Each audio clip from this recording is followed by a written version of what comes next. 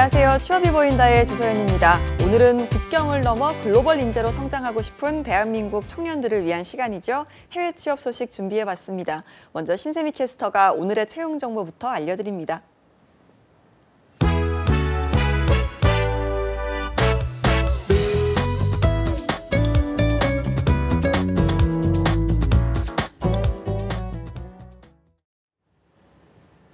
네, 안녕하세요. 취업 정보 알려드림의 신샘입니다. 오늘의 대기업 채용 소식입니다. 먼저 현대 오토에버에서는 행정 지원을 담당할 계약직 사원을 모집하고 있습니다. 학력과 성별에 제한은 없지만 정부 지원 과제에서 행정 지원 업무를 경험한 분들이 지원할 수 있습니다. 지원서는 3월 17일 자정까지 받습니다. 현대 트랜시스에서는 해외 법인 기술직의 오퍼레이터를 채용하고 있는데요. 군 특성화 고등학교 졸업자 또는 전문대 졸업자가 지원 가능하고요. 영어 회화를 구사할 수 있는 분들을 우대하고 있습니다. 지원서 마감은 3월 17일 자정까지입니다. 그리고 하나자산신탁에서는 부동산과 금융 전문가를 모집하고 있는데요. 학력은 무관하지만 해당 분야에서 경력 3년 이상 쌓은 분들이 지원 가능합니다. 관련 분야의 전문 자격증을 소지할 경우 우대를 하고 있고요. 지원서는 3월 20일 자정까지 받습니다. 마지막으로 한샘에서는 프로그램 개발과 온라인 개발을 담당할 경력직 사원 모집하고 있는데요. 대졸 이상으로 개발 경력이 5년 이상인 분들이 지원할 수 있습니다. 이때 전산학과 컴퓨터공학 전공자를 우대하고 있습니다. 모집 기간은 3월 20일 자정까지입니다. 이상으로 취업 정보 알려드림의 신샘이었습니다.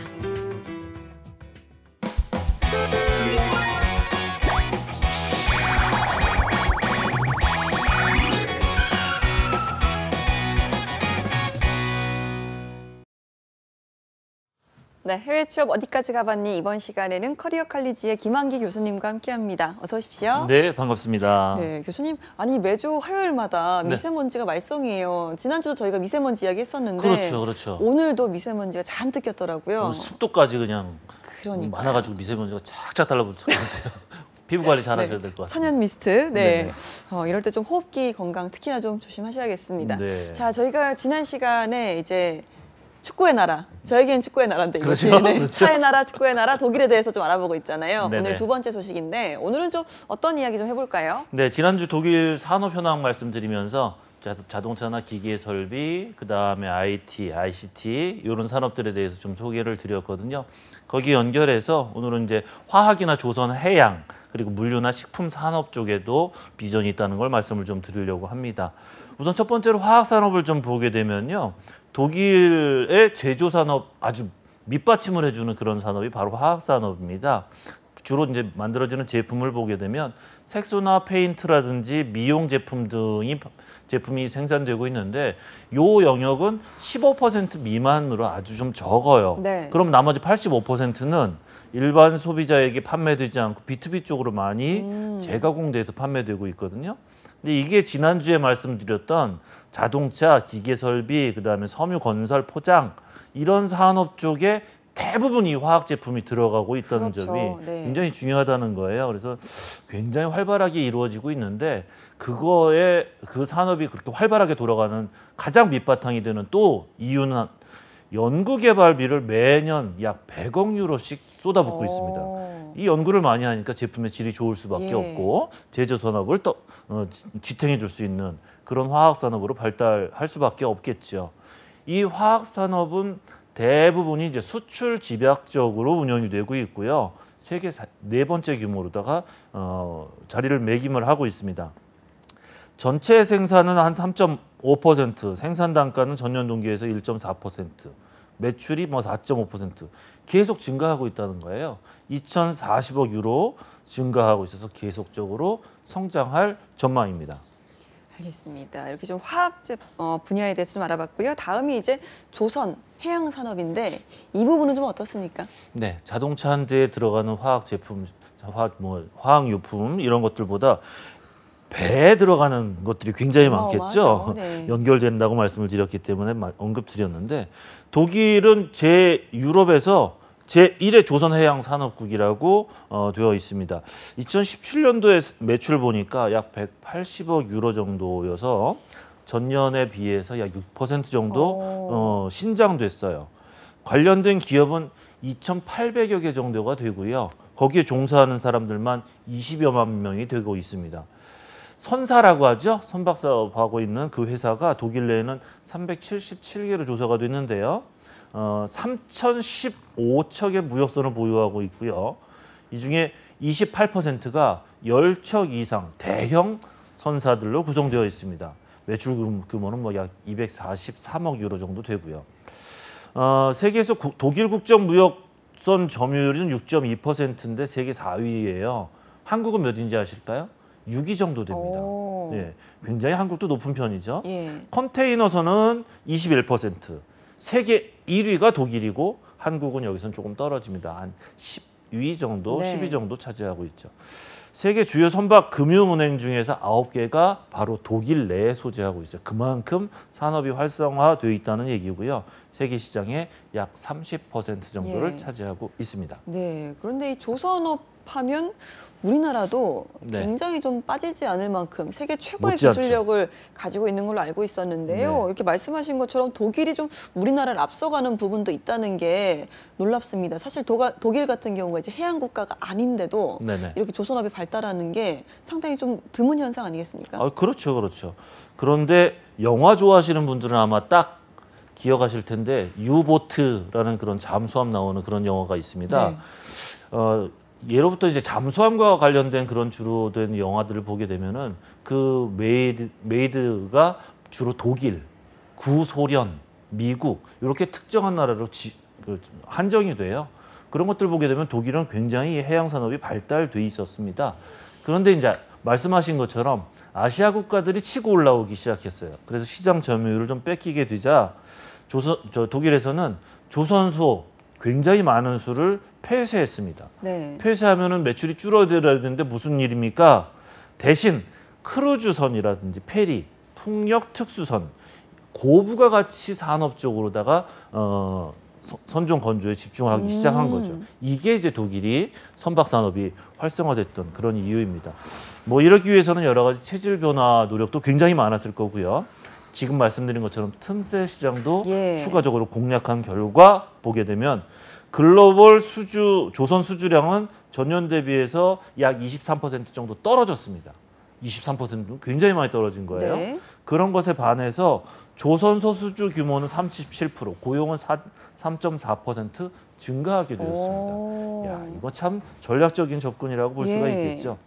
이런 가운데서 독일 조선사는 이제 친환경 고려한 하이브리드, 전기 추진 시스템, LNG 추진 엔진 등에 큰 중점을 두고서 계속 개발할 계획을 가지고 있습니다. 이거 말고도 이제 4차 산업하고 연결돼서 무인 자동차 산업 굉장히 분야 경쟁력을 높이기 위해서 노력하고 있죠. 알겠습니다. 다음으로 이제 독일의 물류 산업에 대해서 좀 짚어볼까요? 네네. 상품의 물류라든지 운송, 보관 이런 것들은 경제적 부가가치를 창출하는 중요한 활동 중에 독일에서 자리 잡고 있습니다. 2016년 모든 산업 분야에서 2,580억 유로 물류 관련 매출 달성을 했어요. 물류 서비스의 절반은 일반적인 상품으로도 이동이 되는데 나머지 절반은 뭐냐면 창고 운영하는 것 그리고 물류 관리하는 것 네. 이걸로 창출이 되고 있습니다.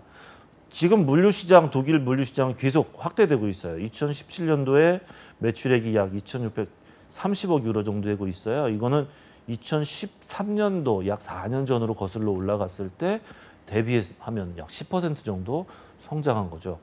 독일은 지리적으로 이제 유럽 지역의 한 중가운데 정중앙 정도의 중심에 자리 잡고 있고요. 인프라 품질하고 물류 기술적인 측면에서 아주 국제적으로 유리하고 선도적인 지위를 차지하고 있는 국가입니다. 알겠습니다.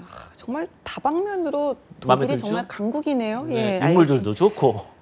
그러니까요. 네네. 네, 자, 마지막 분야죠. 식품 산업 소개를 좀 해주시죠. 네네. 식품 산업은 독일의 3대 산업 중에 하나입니다. 매출의 규모는 2017년 9월에 1,328억 유로를 차지하고 있습니다. 특히 여러분들 유럽 쪽에서 핫 이슈됐던 브렉시트 아시죠? 예. 브렉시트 이후에 영국의 식품 산업이 경쟁력이 상당히 많이 떨어졌어요. 이때 독일은 경쟁력을 치고 올라가서 오. 상승했죠. 유럽 내 1위를 차지하게 된 타이틀이 바로 브렉시트 사건이었습니다.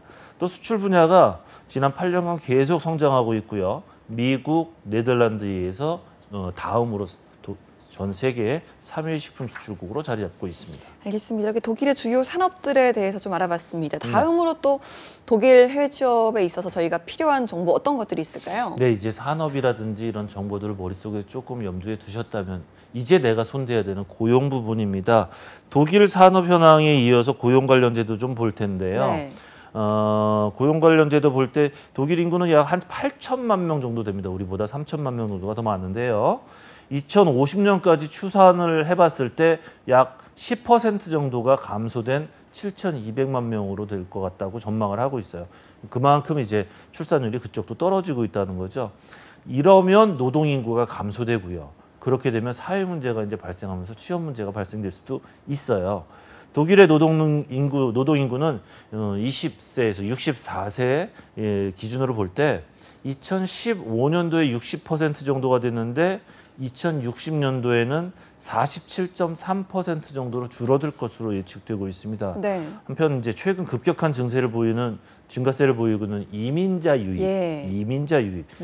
요것이 바로 인구 감소 현상 때문에 연결이 되는데 이런 것들은 이제 영향을 받아서 인구 감소 현상이 다소 완화될 것으로 예측되고 있습니다. 알겠습니다. 그럼 노동시장 현황을 좀 저희가 한번 짚어보고 넘어가도록 하죠. 네네. 독일 경제 성장 호조다라고 제가 말씀을 드리고 있는데요.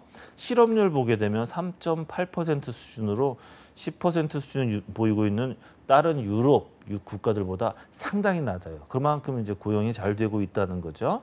특히 이제 청년층 실업률하고 고용률이 굉장히 많이 개선되는 모습을 보이고 있는데요. 구체적으로 좀 보면 2017년 독일의 25세 미만, 15세에서 24세를 말씀드립니다. 이 청년 실업률은 6.8%예요.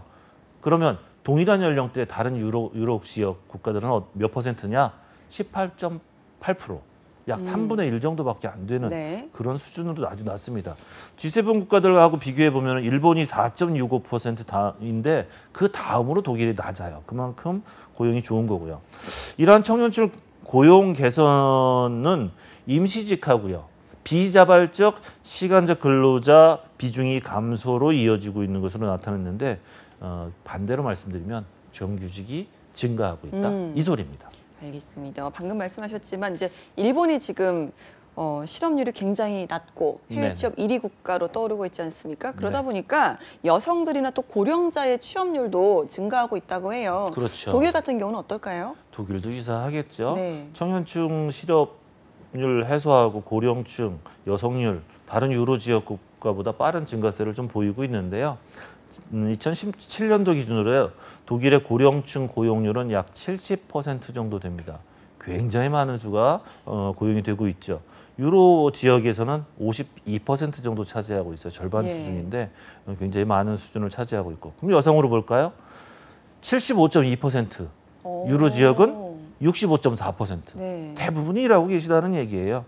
약 10% 정도 이상으로 높게 나타나고 있습니다. 예, 이렇게 좀 여성들이나 고령자 취업률이 높다라는 게 일단 노동 인력이 부족하기 때문에 네. 계속해서 좀 이런 인력들도 필요하지 않나라는 생각이 드는데 그러다 네. 보니까 외국 인재 이런 부분에 있어 유치에 좀 적극적이지 않을까라는 생각이 들거든요. 그렇죠, 그렇죠. 독일은 아시죠? 제2차 세계대전 그리고 사과 이런 것들을 통해서 전 세계 문호를 좀 개방한 그런 나라이기도 합니다. 그래서 유로 지역 국가들 중에서 최대 이민 국가입니다. 경제적인 번영도 있고요. 안정적인 정치 환경, 성공적인 이민 정책 바탕, 뭐 이런 이유를 토대로 해서 미국 다음으로 세계 2위의 이민 국가로 부상하게 됐어요. 2015년도 독일로 유입된 외국인 이민자 수가 약 120만 명이나 된다고 합니다. 다른 나라에서는 약 50만 명밖에 안 받았는데 2배를 넘는 그런 숫자를 받았다는 얘기죠. 이민자 비롯해서 외국인 고용 상황은 정부 정책 노력에 따라서 좀 개선되고 있긴 하지만 아무래도 내국인들을 보호할 수밖에 없으니까 예. 약하기는 하죠. 취약한 편이긴 합니다.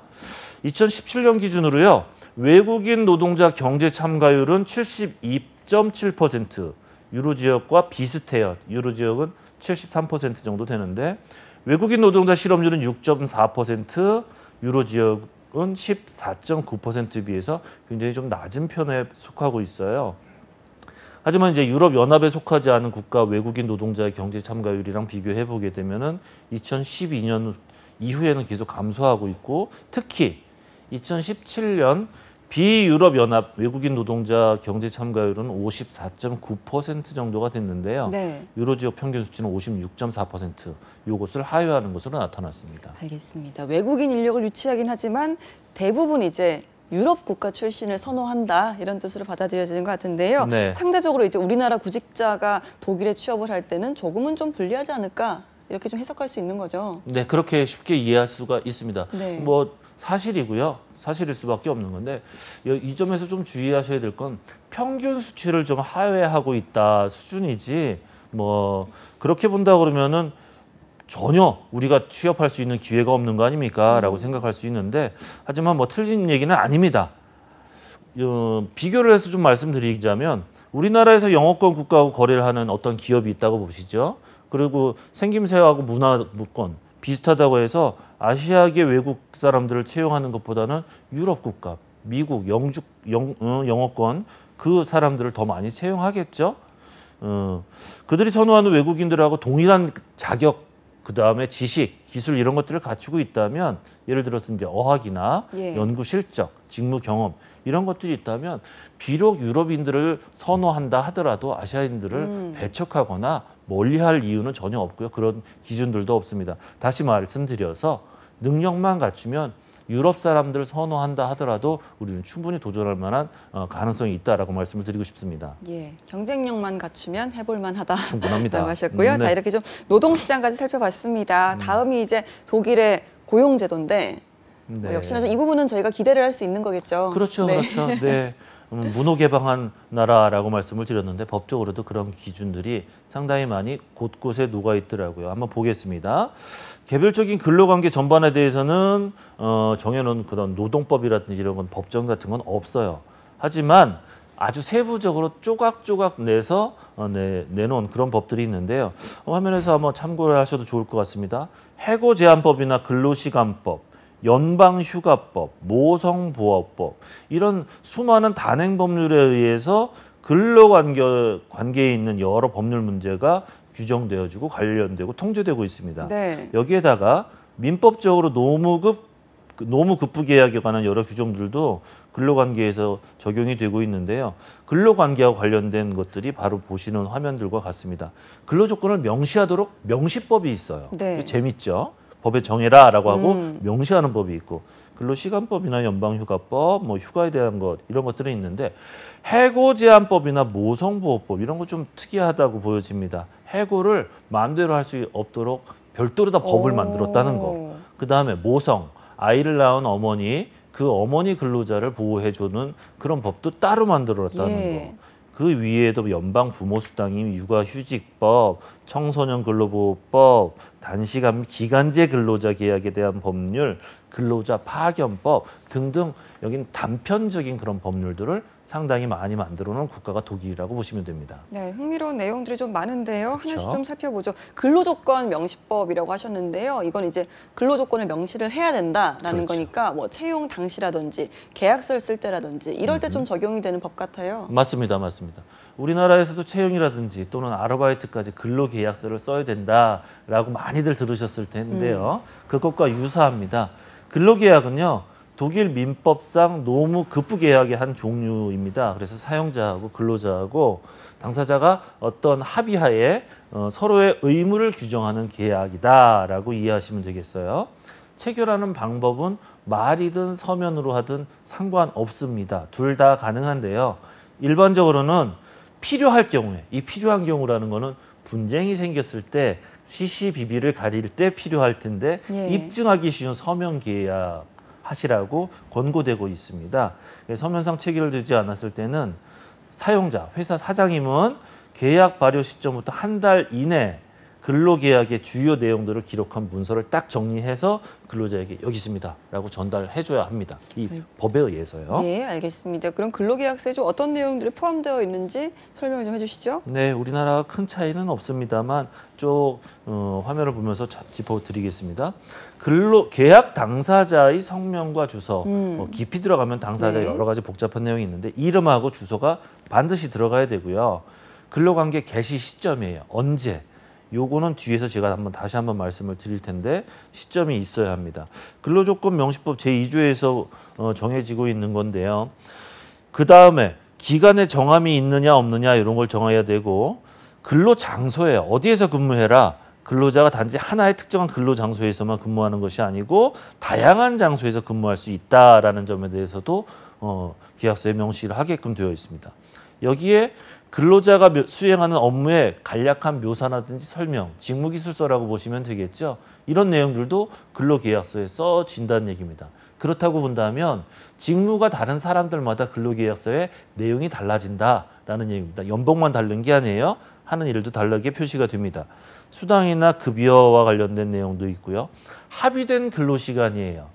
근로시간 뒤에서 한번 말씀을 드리겠지만 통상적인 근로시간이 있고 개별적으로 합의된 근로시간들이 있다는 겁니다. 연차 휴가라든지 근로관계 해지를 위한 예고기간 이런 것들도 명시되어 있고 일반적인 형태에 포함되어 있는 단체 협약, 사업장 협정, 복무 협정 이런 것들이 굉장히 많이 표시되어 있습니다. 근로계약상 근로조건이 무효화되는 것은 뭐 계약 좀 있습니다만 사용인이 이 법에 의해서 이런 법에 의해서 해야 되는 의무를 위반했을 때는 소송에 불리하게 적용되는 건 확실한 게 한국이든 독일이든 동일하다고 볼 수 있습니다. 알겠습니다. 그럼 해외 취업을 했을 때 네. 이제 우리나라 분들이 근로계약서를 작성을 하잖아요. 네. 이것만큼은 좀 확인을 해라. 또 이런 건 좀 주의를 해라. 이렇게 좀 팁을 좀 주신다면요? 네, 근로계약서 작성해야 됩니다라는 건 이미 주의 드렸습니다. 네. 그런데 특히 기업이 이런 경우가 있어요. 계약을 정해서 언제부터 근무하세요라고 시점을 정한다고 그랬죠. 네. 그런데 그 시점에 나는 출국해서 일하려고 준비하고 있는데 갑자기 기업에서 전화가 옵니다. 우리 급한 일이 있으니까 좀 땡겨서 와줄 수 없느냐? 땡겨서 네. 일하면은 뭐 그럴 수 있죠. 네. 그럴 수 있어요. 얼마든지 그럴 수 있어요. 빠른 시일 안에 근무를 하기를 원하고 조기 입국을 암묵적으로 강요하는 경우가 있습니다. 그럼 난 뭐 어리니까 가야 되겠죠. 이럴 때 반드시 개시 일자를 다시 정리해서 수정해 놓으실 것을 말씀드리고 그럼요. 싶어요. 네, 이거 하지 않으면 나중에 언제 되냐면 근무할 때는 상관없는데 나중에 퇴직할 때는 반드시 문제가 됩니다. 네, 퇴직금 급여와 마찬가지. 예. 그다음에 근로 기간이라든지 이런 것들에 하루 이틀 차이 때문에 굉장히 델리케이트한 위험에 처해지는 경우가 있으니까 빨리 오라고 그러면 가야죠. 대신 정해놓으시기 바랍니다. 사전에 유선이나 문서로 노동 조건, 복지 부분 상세한 내용을 회사에다가 요구하실 수도 있어요. 이것도 당당하게 요구하십시오. 그러면 근무가 시작됐는데도 고용주가 만약에 계약서를 주지 않는다. 나는 독일에 취업했는데 그러면 법률에 따라서 근무 시작한 다음에 한 달 안에 서명된 노동계약서 발급해달라고 요청하실 수가 있어요. 법적으로. 근로계약서를 작성할 때는 앞에서 이제 쭉 말씀드렸던 그런 사항들을 누락 없이 기재했는지 짚어보시고요.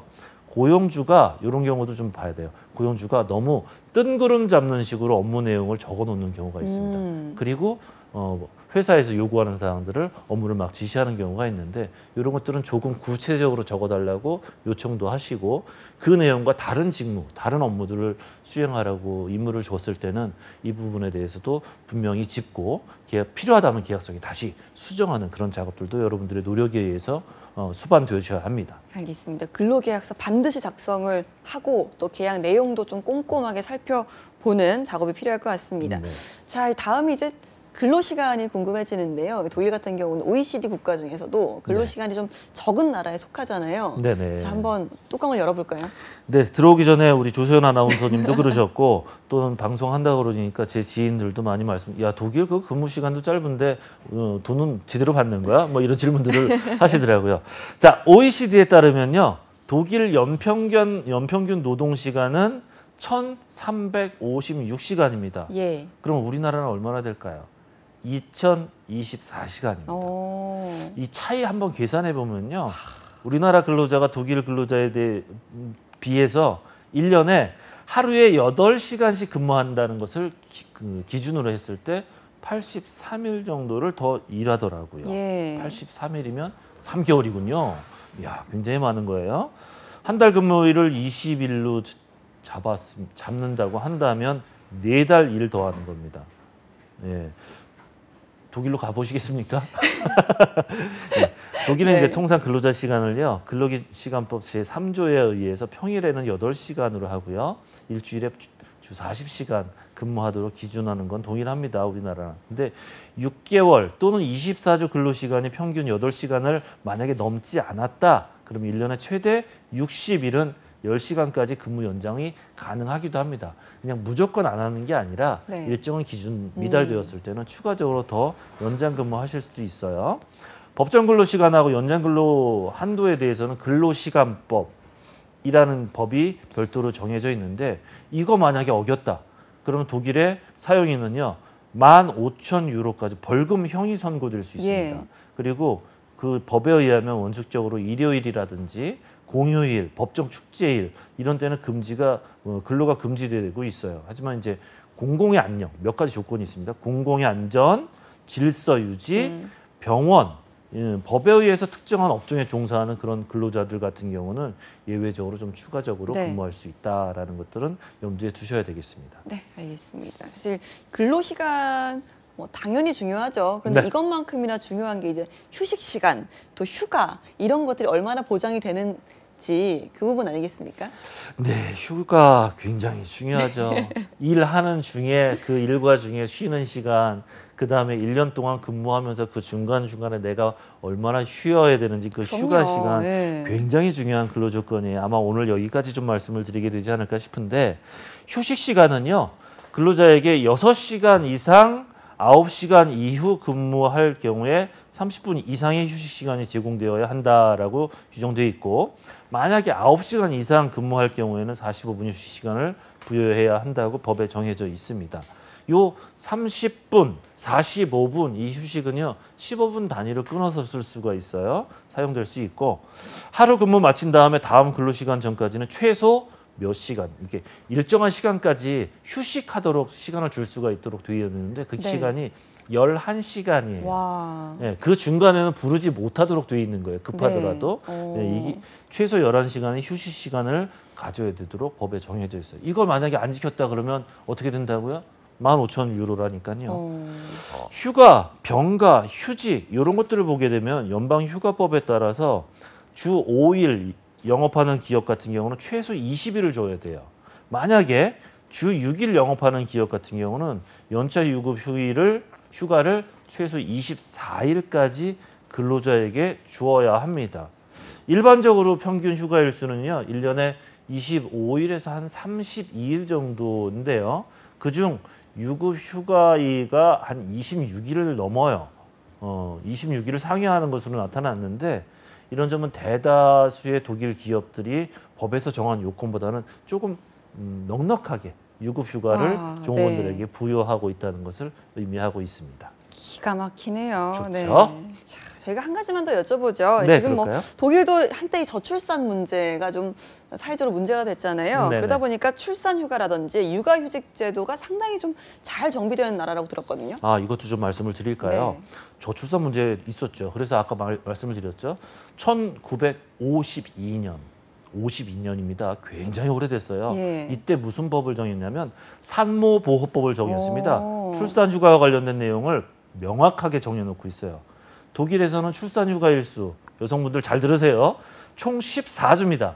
14주 동안 출산휴가를 받을 수가 있는데 출산 전에 6주, 출산 후에 8주 이렇게 해서 사용할 수 있도록 정해져 있습니다.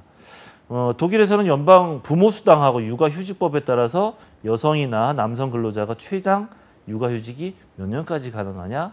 3년까지 가능해요. 그다음에 매월 기준으로 최소 300유로에서 많게는 1,800유로까지 육아휴직 수당을 몇 년간?